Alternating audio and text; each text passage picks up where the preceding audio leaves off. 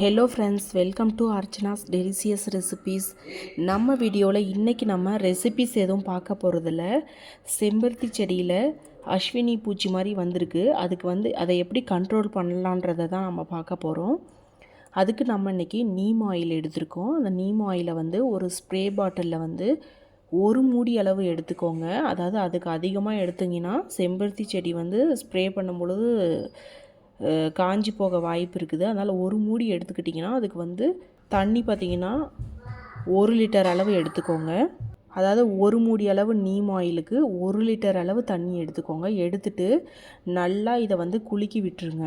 குலுக்கி விட்டதுக்கப்புறமா செம்பருத்தி செடியில் பார்த்திங்கன்னா இந்த மாதிரி பூச்சி தொல்லை அதிகமாக வந்திருக்கு. அதாவது ஃபஸ்ட்டு கொஞ்சமாக தான் வர ஆரம்பிக்கும். அதுக்கப்புறம் பார்த்திங்கன்னா மொட்டுக்கள், இலை, இது தண்டு எல்லா பகுதியிலையுமே நிறையா ஸ்ப்ரெட் ஆகி வந்துருச்சு. இதை இந்த மாதிரி தான் கண்ட்ரோல் பண்ண முடியும்.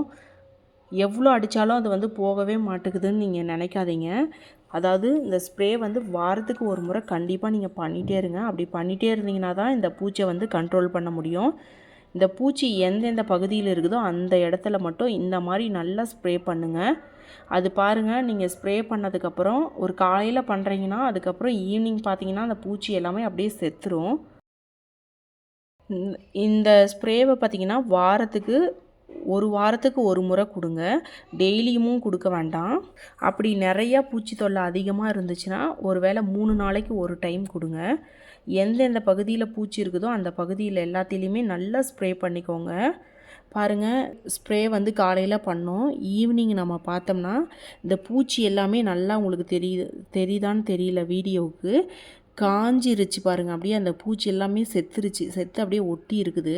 அதாவது அதிகம் வேறு தண்டுகள் வேறு பகுதிகளுக்கெல்லாம் பரவாமல் இருக்கும். இந்த பூச்சி கம்மியாக இருக்கும் பொழுதே நம்ம பார்த்து இது மாதிரி ஸ்ப்ரே பண்ணோம்னா தான் வேறு இடத்துக்கெல்லாம் பரவாமல் இருக்கும். இல்லைனா எல்லா இடத்துக்கும், அது செடியில் உள்ள எல்லா இடத்துக்கும் பரவுச்சுன்னா செடியே வீணாக போயிடும். பாருங்கள், நல்லாவே இந்த பூச்சி எல்லாமே காஞ்சிருச்சு.